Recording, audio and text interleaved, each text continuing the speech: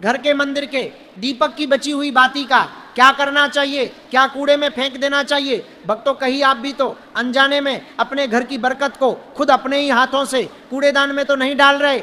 जरा सोचिए, जिस दीपक को आप भगवान के सामने जलाते हैं, जिससे आप अपने घर का अंधेरा दूर करते हैं, पूजा खत्म होने के बाद उसी दीपक की बची हुई बाती, जिसे जलेरी भी कहा जाता है, उसका आप क्या करते हैं? अगर आप उसे उठाकर कचरे के डिब्बे में फेंक देते हैं तो सावधान हो जाइए, क्योंकि शास्त्रों के अनुसार ये एक बहुत बड़ी गलती हो सकती है, जो धीरे धीरे आपके घर की सुख शांति और धन को जलाकर राख कर सकती है। आज की इस वीडियो में हम आपको बताएंगे कि आखिर उस पवित्र जली हुई बाती का क्या रहस्य है और उसका सही इस्तेमाल करके कैसे आप अपनी किस्मत बदल सकते हैं। और वीडियो के बीच में एक ऐसा गुप्त प्रयोग बताएंगे जो आपके दुश्मनों का मुंह हमेशा के लिए बंद कर सकता है। इसलिए एक भी सेकंड छोड़े बिना इस वीडियो को अंत तक ध्यान से देखिए और सुनिए। मित्रों, हमारे हिंदू धर्म में दीपक को केवल रोशनी का साधन नहीं माना जाता, बल्कि इसे साक्षात अग्निदेव का स्वरूप माना जाता है। दीपक परब्रह्म का प्रतीक है। जब हम पूजा करते हैं तो हम उस दीपक में तेल या घी डालते हैं, जो हमारे समर्पण और भक्ति का प्रतीक होता है। और उसमें जो रुई की बाती होती है वह हमारी आत्मा का प्रतिनिधित्व करती है। जब वो बाती जलती है तो इसका अर्थ है कि हम अपने अहंकार को जलाकर ईश्वर के प्रकाश में विलीन हो रहे हैं। अब जरा विचार कीजिए, जिस बाती ने घंटों तक भगवान की मूर्ति के सामने जलकर उनकी आरती उतारी हो, जिस बाती ने मंत्रों की शक्ति को अपने अंदर सोखा हो, और जिस बाती में साक्षात अग्निदेव का वास रहा हो, क्या वह पूजा खत्म होते ही कूड़ा बन सकती है? नहीं, बिल्कुल नहीं। वह अब सामान्य रुई नहीं रही, वह अब एक सिद्ध वस्तु बन चुकी है, जिसे हम प्रसाद का रूप भी मान सकते हैं। लेकिन अज्ञानता के कारण हमें पता ही नहीं होता कि इस शक्ति का सम्मान कैसे करना है, और हम उसे घर की गंदगी के साथ बाहर फेंक देते हैं। ये सीधे तौर पर उस सकारात्मक ऊर्जा का अपमान है जो आपने पूजा के दौरान अर्जित की थी। हमारे बुजुर्ग और पुराने संत महात्मा हमेशा ये कहते आए हैं कि पूजा का फल तभी मिलता है जब उसका समापन सही तरीके से हो। मान लीजिए आपने बहुत स्वादिष्ट भोजन बनाया, लेकिन अंत में उसे परोसते समय जमीन पर गिरा दिया, तो क्या उस भोजन का कोई महत्व रह जाएगा? ठीक इसी प्रकार आपने बहुत श्रद्धा से पूजा की, दीपक जलाया, आरती की, लेकिन अंत में उस दीपक की पवित्र राख या बची हुई बाती को गंदी जगह पर फेंक दिया, तो समझ लीजिए कि आपने अपनी ही पूजा के प्रभाव को खंडित कर दिया। अब सवाल ये उठता है कि आखिर उस बाती का करें क्या? क्या उसे जमा करके रखें या उसे कहीं विसर्जित कर दें? इसके लिए हमारे तंत्र शास्त्र और ज्योतिष में बहुत ही अद्भुत और चमत्कारी उपाय बताए गए हैं, जो आपके जीवन की बड़ी से बड़ी समस्याओं को चुटकियों में हल कर सकते हैं। सबसे पहले ये समझिए कि दीपक की बची हुई बाती में एक विशेष प्रकार का चुंबकत्व आ जाता है। ये वह शक्ति है जो नकारात्मक शक्तियों को काटती है। आपने देखा होगा कि छोटे बच्चों को बुरी नज़र से बचाने के लिए घर की महिलाएं अक्सर काजल लगाती हैं, लेकिन क्या आप जानते हैं कि बाजार से मिलने वाले काजल और घर के मंदिर के दीपक की बची हुई बाती से बने काजल में, जानते हैं कि बची हुई बाती से बने काजल में जमीन आसमान का अंतर होता है। जी हाँ, अगर आपके घर में कोई बच्चा है जो बार बार बीमार पड़ता है, या जिसे बहुत जल्दी नज़र लग जाती है, दूध पीना छोड़ देता है, या रात को डरकर रोने लगता है, तो आपको उस बची हुई बाती का प्रयोग करना चाहिए। इसका तरीका बहुत ही ध्यान से सुनिए। जो बाती पूरी तरह जल चुकी हो और केवल उसकी काली राख बची हो, या फिर वह बाती जो आधी जली हो और उसमें कालापन आ गया हो, उसे आप बड़े ही सम्मान के साथ दीपक से बाहर निकाल लें। ध्यान रहे कि उसे निकालते समय आपके हाथ शुद्ध होने चाहिए। अब उस जली हुई बाती को आप एक छोटी सी चांदी या तांबे की डिब्बी में इकट्ठा करते रहें। जब थोड़ी ज़्यादा मात्रा में बाती जमा हो जाए तो उसमें थोड़ा सा शुद्ध देसी घी मिला लें। ये मिश्रण अब एक साधारण काजल नहीं रहा, ये एक रक्षा कवच बन चुका है। इस काजल का टीका अगर आप अपने बच्चे के कान के पीछे या पैर के तलवे में लगाते हैं तो दुनिया की कोई भी बुरी नजर, कोई भी नकारात्मक हवा आपके बच्चे को छू भी नहीं सकती। यह काजल उस दीपक की पवित्रता से बना है जो भगवान के सामने जला था, इसलिए इसमें ईश्वर का आशीर्वाद समाया होता है। ये उपाय केवल बच्चों के लिए ही नहीं बल्कि बड़ों के लिए भी उतना ही कारगर है। अगर आपको लगता है कि आपके घर में किसी ने कुछ कर दिया है या आप जब भी घर से बाहर निकलते हैं तो आपके काम बनते बनते बिगड़ जाते हैं, तो घर से निकलने से पहले इसी काजल का एक बहुत छोटा सा टीका जो किसी को दिखाई ना दे अपने कान के पीछे लगा लीजिए। आप देखेंगे कि आपके शत्रु आपके सामने टिक नहीं पाएंगे और आपके रुके हुए काम अपने आप बनने लगेंगे। ये शक्ति है उस जली हुई बाती की जिसे आप कचरा समझकर फेंकने वाले थे। अब बात करते हैं उस रहस्य की जिसके बारे में बहुत कम लोग जानते हैं, और यह उपाय विशेष रूप से उन लोगों के लिए है जो धन की कमी से जूझ रहे हैं या जिनके सिर पर कर्ज का बोझ बढ़ता ही जा रहा है। माता लक्ष्मी के सामने जलाए गए दीपक की बची हुई बाती साक्षात धन को आकर्षित करने वाली चुंबक बन सकती है, लेकिन इसके लिए आपको एक विशेष प्रक्रिया का पालन करना होगा। शुक्रवार के दिन जो कि माता लक्ष्मी का दिन माना जाता है, आप जब शाम को पूजा करें और दीपक जलाएं तो कोशिश करें कि आप कमल गट्टे की माला से या स्फटिक की माला से माता लक्ष्मी के मंत्र का जाप करें। जब दीपक शांत हो जाए यानी बुझ जाए तो उस बाती को फेंकने की बजाय उसे एक लाल रंग के कपड़े में रख लें। ऐसे ही आप लगातार 11 या 21 शुक्रवार तक उन बातियों को उस लाल कपड़े में इकट्ठा करते रहें। जिस दिन आपकी यह संख्या पूरी हो जाए उस दिन उस लाल कपड़े की एक पोटली बना लें और उसे अपनी तिजोरी में या जहां आप पैसे रखते हैं वहां रख दें। आप विश्वास नहीं करेंगे, लेकिन ये एक टोटका इतना शक्तिशाली है कि ये आपके घर में धन के प्रवाह को खोल देता है। ये पोटली आपके धन स्थान की नकारात्मक ऊर्जा को सोख लेती है और वहां एक पवित्र और सकारात्मक वातावरण बनाती है जिससे माता लक्ष्मी वहां स्थायी रूप से निवास करती हैं। लेकिन रुकिए, अभी कहानी खत्म नहीं हुई है। बहुत से लोग ये गलती करते हैं कि वे बची हुई बाती को तुलसी के गमले में डाल देते हैं, ये सोचकर कि तुलसी पवित्र है तो वहां डालना सही होगा, लेकिन शास्त्रों के अनुसार ये पूर्णतः वर्जित है। तुलसी का पौधा अत्यंत संवेदनशील और पवित्र होता है। उसमें जली हुई वस्तु, राख या तेल वाली चीजें डालने से तुलसी की जड़ें खराब हो सकती हैं और तुलसी सूख सकती है, और घर में तुलसी का सूखना बहुत ही अशुभ संकेत माना जाता है।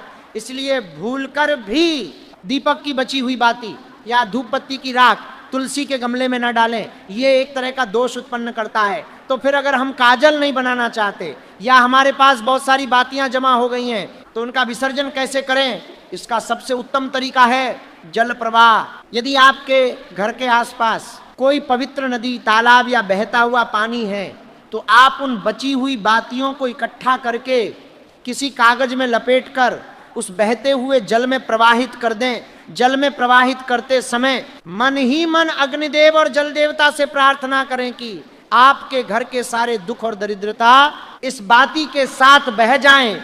ये सबसे सात्विक और सुरक्षित तरीका है। परंतु आज के समय में शहरों में बहता हुआ पानी मिलना मुश्किल है, तो ऐसे में आप क्या करें? क्या फिर से कूड़े में फेंक दें? नहीं, आप अपने घर के किसी कच्चे स्थान पर या किसी पार्क में जहां लोगों के पैर न पड़ते हों वहां एक छोटा सा गड्ढा खोदें और उन बातियों को वहां दबा दें। ये धरती माता की गोद में जाने जैसा है। इससे उस पवित्र वस्तु का अपमान भी नहीं होगा और वह खाद बनकर वापस प्रकृति में मिल जाएगी। इसका भी एक समाधान है, लेकिन ध्यान रहे ये स्थान गंदा नहीं होना चाहिए। नाली के पास या कूड़ेदान के पास ये गड्ढा न खोदें। ये किसी पेड़ के नीचे हो सकता है, लेकिन वह पेड़ कांटेदार नहीं होना चाहिए। बबूल या कैक्टस के नीचे इसे न दबाएं, पीपल या, क्योंकि इन वृक्षों में देवताओं का वास होता है। अब आता है वह गुप्त रहस्य जिसका वादा हमने वीडियो की शुरुआत में किया था,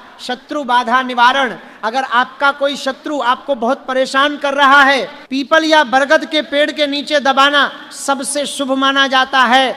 बिना वजह आपके काम में टांग अड़ा रहा है, या कोर्ट कचहरी के मामलों में आप फंस गए हैं, तो हनुमान जी के मंदिर के दीपक की बची हुई बाती का यह प्रयोग आपके लिए रामबाण सिद्ध होगा।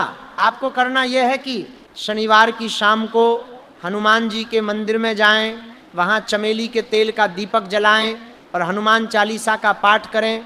जब वह दीपक शांत हो जाए तो उस जली हुई बाती को ले आएं, घर आकर उस बाती को पीसकर उसका स्याही जैसा लेप बना लें। अब एक भोजपत्र पर, या अगर भोजपत्र न मिले तो एक सादे सफेद कागज पर उस काली स्याही से अपने शत्रु का नाम लिखें। नाम लिखते समय मन में यह भाव रखें कि उस शत्रु की सारी नकारात्मकता और उसकी बुरी सोच जलकर राख हो रही है।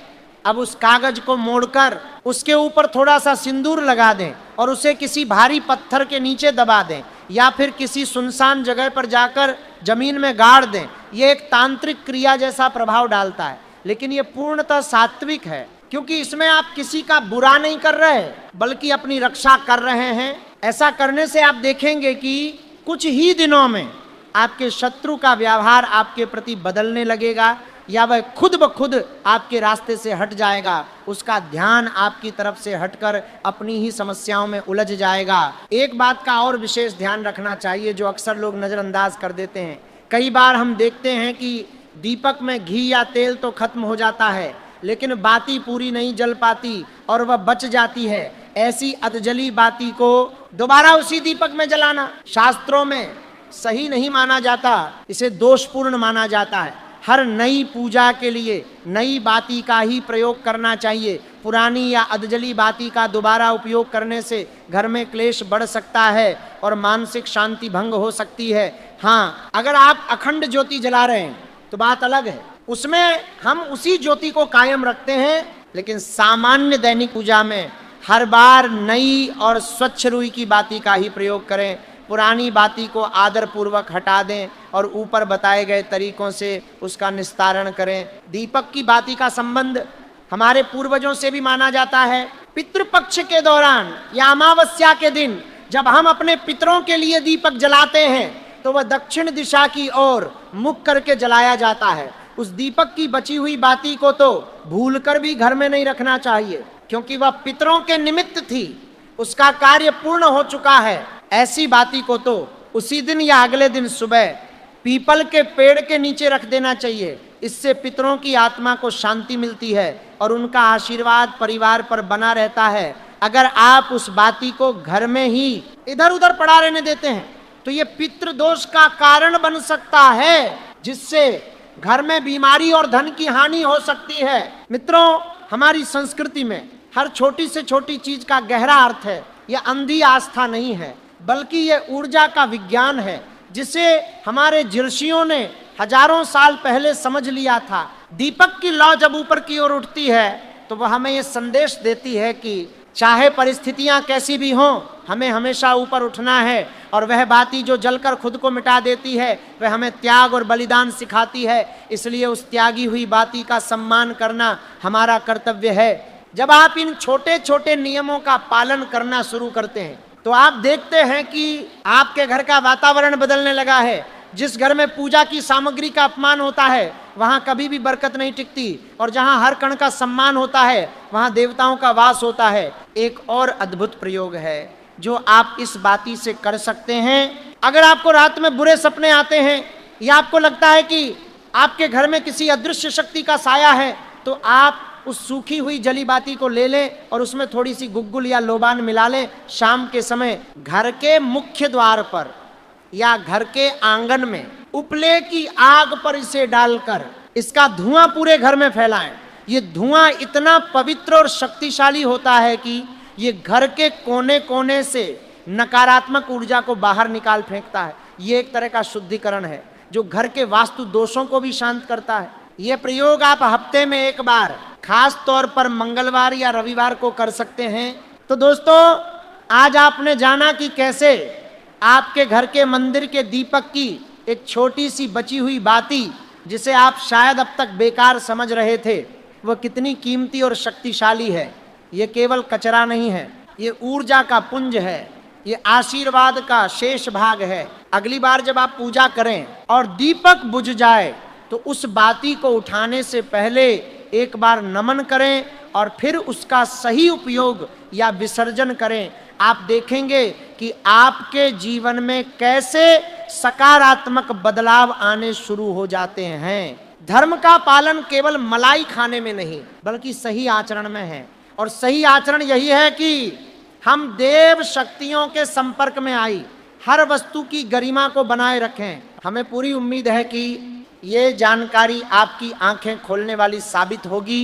इन नियमों को अपने जीवन में अपनाएं और फिर देखें चमत्कार। याद रखिए, ईश्वर भाव के भूखे हैं और आपका ये छोटा सा सम्मान का भाव उन्हें प्रसन्न कर सकता है। कभी कभी बड़ी बड़ी पूजा पाठ से वह फल नहीं मिलता जो एक छोटी सी सावधानी और सम्मान से मिल जाता है। अपने घर के मंदिर को केवल सजावट का स्थान न माने, उसे ऊर्जा का केंद्र माने और उस केंद्र से निकली हर चीज को प्रसाद समझें। अगर आपको यह जानकारी महत्वपूर्ण लगी हो और आप चाहते हैं कि आपके मित्र और संबंधी भी इस पाप से बचें और पुण्य के भागी बने, तो इस गूढ़ रहस्य को अपने तक सीमित न रखें। ज्ञान बांटने से बढ़ता है, इसलिए इस चर्चा को आगे बढ़ाएं।